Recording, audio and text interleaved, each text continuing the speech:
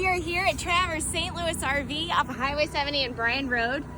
And I have a Class C that we just got in on trade. It will not last long. It's a 2005 Lexington 210 by Forest River. Has a rear entrance. No slide outs. Right upon the entry we have our bathroom in the back and our kitchen. Gas and electric refrigerator, freezer, microwave, stovetop and a sink. Lots of storage. Jackknife sofa with seat belts and lots of storage. You have a dinette that makes down into a bed as well as the jackknife sofa. When they're down together, it makes into one big, large bed.